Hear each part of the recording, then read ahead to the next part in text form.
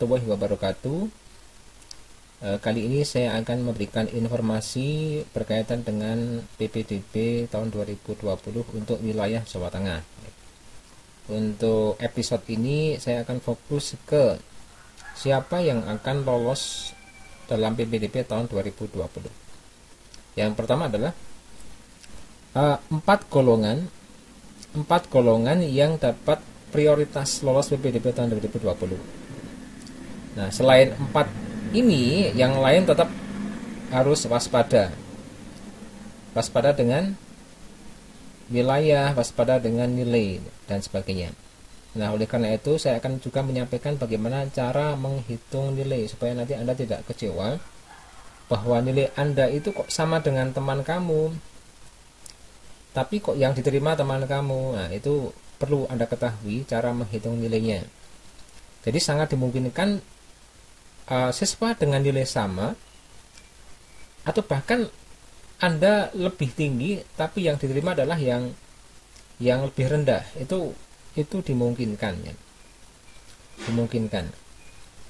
Karena ada faktor lain yang membuat nilai akhirnya Anda kalah gitu kan. Sehingga nanti tolong simak video ini sampai selesai supaya nanti Anda tahu, sehingga nanti tidak kecewa setelah ada pengumuman PPDB. Nah, yang pertama adalah 4 golongan itu adalah yang pertama dari siswa yang memiliki piagam kejuaraan 1, 2, 3 internasional untuk lomba berjenjang. Dan golongan yang kedua adalah juara 1 nasional untuk lomba berjenjang pula. Nah, lomba berjenjang ini umpamanya misalnya mulai dari level kabupaten, misalnya lomba Olimpiade kabupaten, kemudian lolos, kemudian provinsi juga lolos, nasional juga lolos, dan sampai internasional mendapatkan juara 1, 2, atau sampai nasional mendapatkan juara 1. Ini langsung diterima. Jadi siapapun Anda akan langsung diterima mendaftar di sekolah manapun asal di Jawa Tengah. Ya, di sekolah manapun asal di Jawa Tengah. Nah, ini untuk golongan 1 dan 2. Sedangkan golongan yang ketiga, Anda berada di satu wilayah, terutama 1 RT dan 1 RW dengan sekolah tempat Anda mendaftar. Ini mendapatkan prioritas. Nah, mungkin kemungkinannya 99,99% Anda akan diterima. Kecuali dalam 1 RT itu ada jumlah siswa yang melebihi daya tampung. Ini kan sangat tidak mungkin ya. Namun ketika itu mungkin, maka ada seleksi. Seleksi yang pertama adalah seleksi umur. Nah, namun kayaknya impossible itu. Jadi ketika Anda sudah 1 RT dan 1 RW dengan sekolah, saya meyakini 100% akan diterima. Kemudian golongan yang keempat adalah siswa itu mempunyai SK dari dinas provinsi sebagai anak tenaga kesehatan, baik perawat, dokter, atau tenaga kesehatan pendukung lainnya, misalnya supir ambulan, misalnya tenaga kebersihan dan yang lainnya yang sedang menangani pasien COVID-19. Nah, ini juga mendapatkan prioritas. Perlu diingat, maksimal daya tampung untuk ini kan bagian dari jalur afirmasi ya. Jalur afirmasi itu informasikan bahwa maksimal 20% ya. Ini menurut Juknis ya, Juknis yang terbaru. Juknis terbaru itu terbitnya kalau nggak salah tanggal 2 Juni. Nah, ini ada informasi semacam ini. Ketika yang mendaftar tidak melebihi 20% otomatis akan diterima ya. Ketika melebihi 20% otomatis nanti akan ada seleksi. Yang pertama adalah seleksi umur, seleksi jarak, kemudian seleksi terakhir adalah seleksi nilai. Nah, namun saya meyakini jika Anda mempunyai keempat-empatnya ini 100% akan diterima. Kecuali ada kesalahan manusia teknis lainnya ya, yang membuat Anda gagal. Nah, itu 4 golongan. Gimana golongan yang lain? Untuk golongan yang lain wajib waspada ya. Jadi walaupun Anda itu jaraknya mungkin hanya 3 km dengan sekolah, atau nilai Anda itu NEM-nya rata-rata 8, nah itu tetap harus waspada karena tetap nanti akan ada saingan, ya, ada saingan jika jumlah yang mendaftar melebihi daya tampung. Nah, oleh karena itu perhatikan perhitungan nilai yang akan saya sampaikan setelah ini.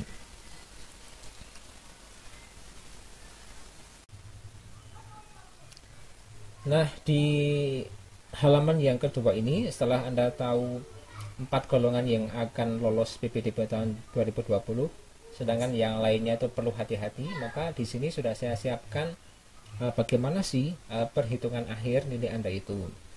Nah, umpama ini perhatikan ke sini. Nilai IPA Anda itu 8, matematika 8, bahasa Inggris 9, bahasa Indonesia 8. Itu nanti akan dikonversi ya, sesuai dengan rumus yang sudah disiapkan. Nah, ini saya tunjukkan ini rumusnya ya. Jadi nilai 33 ini bukan nilai akhir ya, ini bukan nilai akhir. Jadi jangan berharap kok Anda 33 sementara teman Anda misalnya kok 31, pasti Anda yang akan lolos, itu belum tentu ya. Ini perlu hati-hati, maka ini perlu saya sampaikan ya. Nah, gimana sih nilai akhirnya? Saya tunjukkan di bawah sini. Nah, ini nilai akhirnya.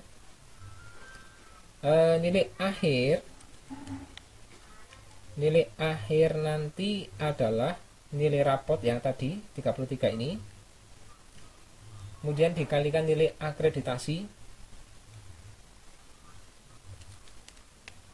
33 nya ini ya tadi ya. Nah, ini 33 nya. Saya ulangi, nilai akhir itu sama dengan nilai rapot. Nilai rapot itu adalah ini, kemudian dikalikan nilai akreditasi. Nilai akreditasi adalah ini. Silakan sekolah Anda itu memiliki akreditasi A, B, atau C, atau tidak terakreditasi ya. Kemudian ditambah nilai kejuaraan, NK nilai kejuaraan itu misalnya ini. Kemudian poin zonasi itu misalnya ini. Jadi ini enggak misalnya, kalau poin zonasi sudah pasti bahwa ada penambahan 2,25 bagi siswa yang berada dalam zonasi sekolah itu tapi memilih jalur prestasi. Sekali lagi ya, poin zonasi ini akan ditambahkan untuk siswa yang berada dalam zonasi sekolah itu, namun siswa itu tidak memilih jalur zonasi ketika mendaftar, tapi memilih jalur prestasi. Jadi Anda akan mendapatkan tambahan poin 2,25. Nah, nanti akan ditemukan nilai akhirnya. Oke, sudah tahu ya nih ya prosesnya. Sekarang saya tunjukkan nilai akhirnya seperti apa. Nah, ini jika nilai rapot Anda itu kok 33, tadi sudah kita hitung ya, dari 450 33 totalnya, setelah dikonversi dengan akreditasi sekolah akan menjadi semacam ini. Untuk 33 dikalikan 1 tetap menjadi 33. Sini maksudnya bukan ini. Untuk tetap menjadi 33. Untuk yang akreditasi B menjadi 29,7. Untuk sekolah yang berakreditasi C menjadi 26,4 karena dikalikan 8 ini. Diperhatikan ini adalah nilai konversi akreditasi.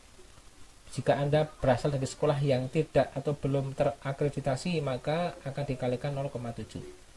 Jadi nilai 33 itu akan menjadi 33 jika A, akan menjadi 29,7 jika B, dan akan menjadi 26,4 jika akreditasinya C, dan akan menjadi 23,1 jika berasal dari sekolah yang belum terakreditasi.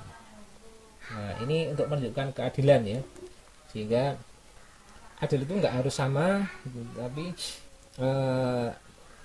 memiliki rasa keadilan. Karena tentu ketika meraih akreditasi A itu usahanya luar biasa ya, dari sekolah tersebut ya.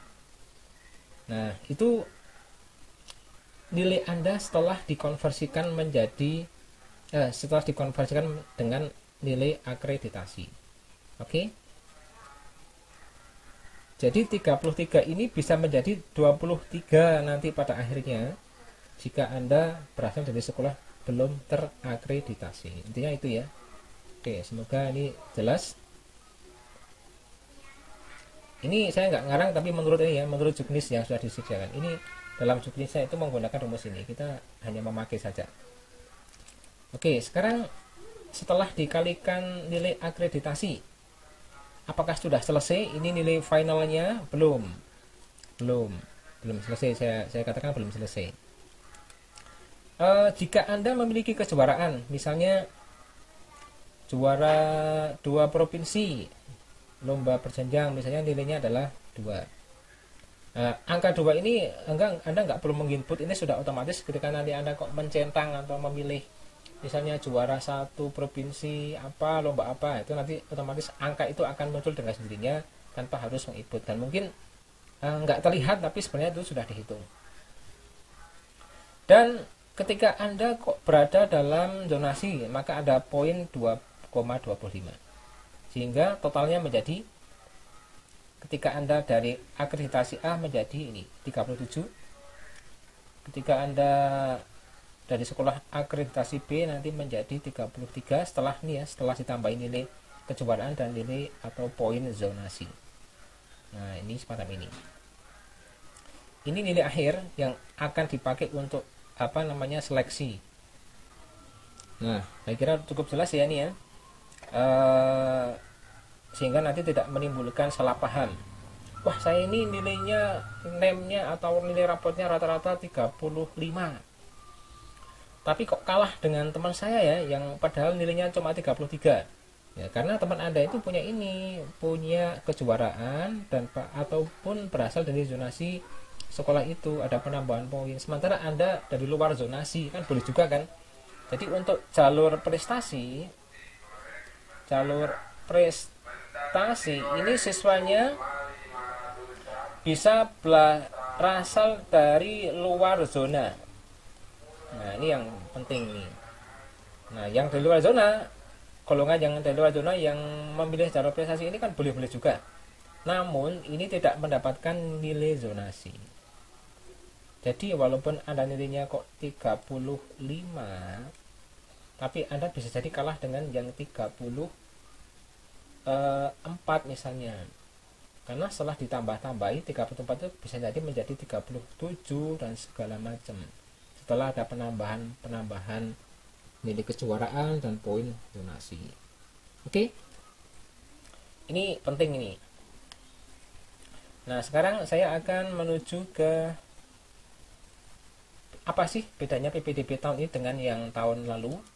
Untuk tahun lalu Anda tidak mempunyai akses memilih jurusan.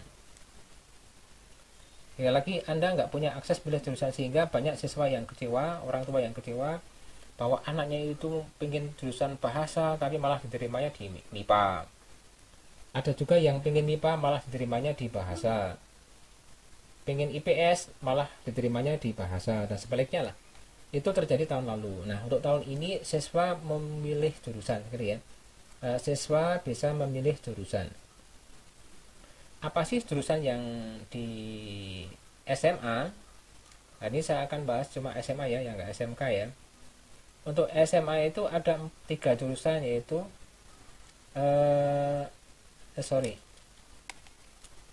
MIPA, IPS, dan IPB. IPB itu ilmu budaya dan bahasa ya, atau ini jurusan bahasa nih. Ini bahasa IPB. Nah, perhatikan bobotnya. Ketika Anda memilih jurusan MIPA, maka untuk nilai IPA Anda akan dikalikan 5, bobotnya 5, matematika juga 5, bahasa Inggris 3, bahasa Indonesia 3. Jika Anda memilih IPS, untuk IPA dikalikan 2, matematika kalikan 5, bahasa Inggris kalikan 4, bahasa Indonesia kalikan 4. Bagi yang memilih bahasa, MIPA dikalikan 2. Ini bobot ini diharapkan sudah memberikan rasa keadilan dan mencerminkan apa sih sebenarnya potensi Anda itu ya. Nah, saya ulangi, matematika 3, bahasa Inggris 5, dan bahasa Indonesia 5. Nah, setelah dikalikan bobot, maka ketemunya nanti akan menjadi seperti ini. Ini saya hapus dulu. Nilai IPA Anda nanti akan menjadi 40. Kan dikalikan 5 kan? Ini menjadi 40. Bahasa Inggris menjadi 27. Bahasa Indonesia menjadi 16. Dan seterusnya. Untuk IPS-nya ketika IPA adalah kok 8 akan menjadi 16. Matematika 40, bahasa Inggris 36, bahasa Indonesia 32. Bahasa 16, 24, 45 dan 40. Sehingga totalnya menjadi berbeda dengan yang asli ya. Kalau yang asli itu Anda itu totalnya 33, nanti akan menjadi 123 untuk yang memilih IPA dan 124 bagi Anda yang memilih IPS dan 125 bagi Anda yang memilih bahasa. Oke, jadi 133 itu akan menjadi ini. Ya, setelah dikalikan bobot kan. Nah, untuk penjurusan dasarnya bukan nilai ini yang dipakai, nilai aslinya, tapi nilai bobot. Jadi nilai ini IPS yang ini, bahasa yang ini.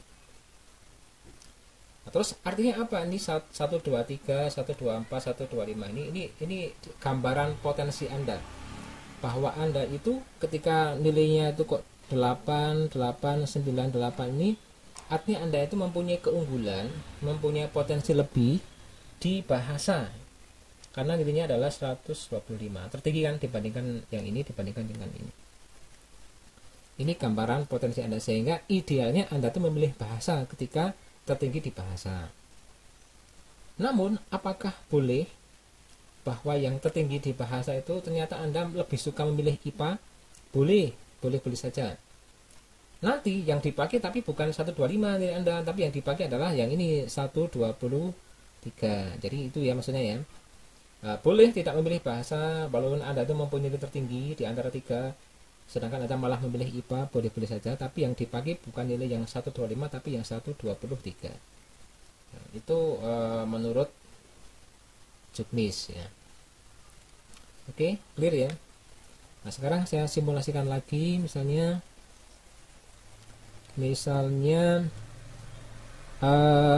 bahasa Inggris tidak 9 tapi misalnya 8. Anda yang tinggi misalnya di ini matematika Anda 9, 9,5 misalnya. 9,5 itu nanti inputnya adalah 9,5 ya, jangan lupa ya. Nah, menjadi semacam ini.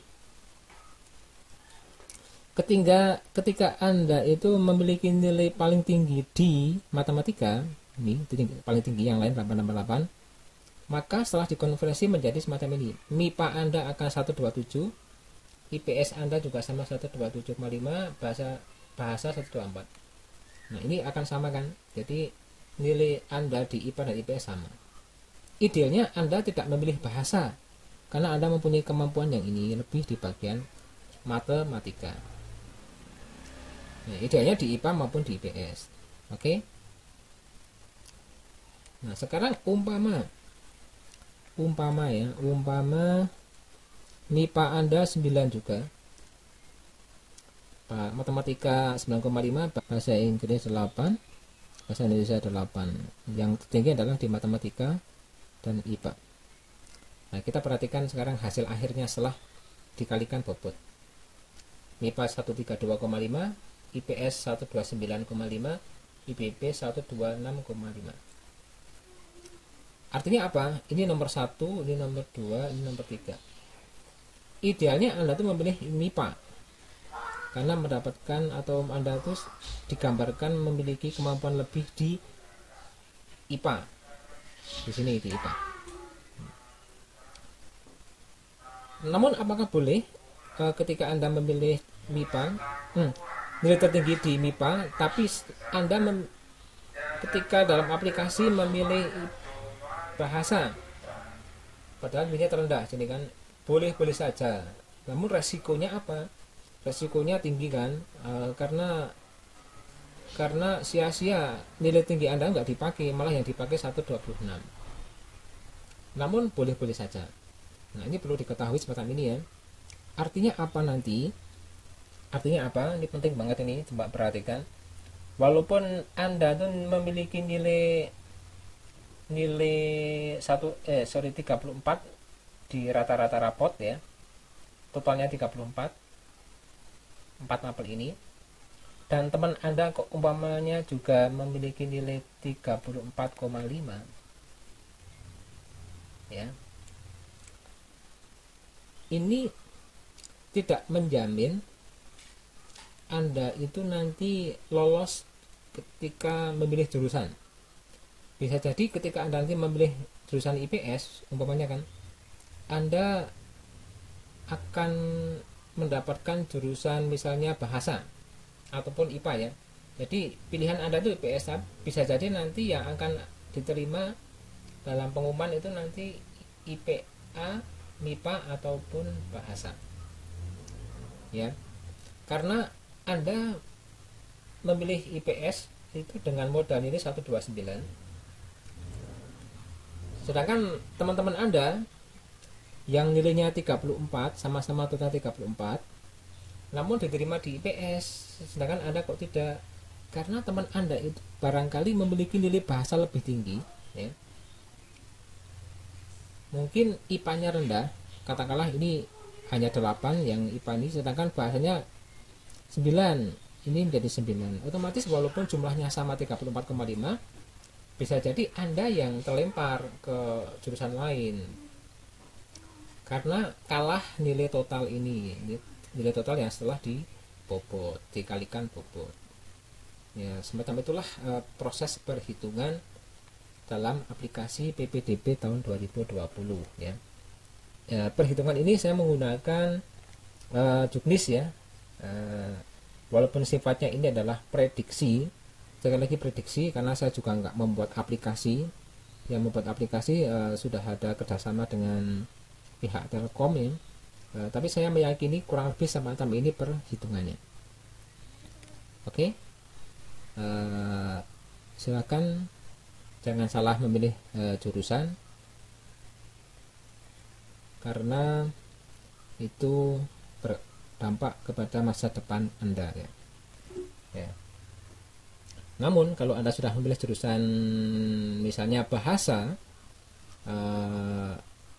walaupun nilainya terendah, saya yakin Anda akan bertanggung jawab di kelas ya, karena sudah memilih. Dan sebaliknya yang memilih IPA, padahal potensi Anda tuh berada di IPS, saya yakin Anda akan berusaha ketika dalam kelas, karena Anda sudah memilih sendiri. Jadi pilihan Anda itu tanggung jawab Anda. Oke. Sekolah dimanapun baik, yang penting itu adalah serius ketika di sekolah itu. Percuma sekolah di sekolah favorit tapi di sana Anda nggak serius kan. Sekarang itu aja. Semoga video ini bermanfaat. Silakan like, share dan subscribe jika merasa video ini bermanfaat, supaya Anda tidak ketinggalan informasi tentang PPDB. Assalamualaikum warahmatullahi wabarakatuh.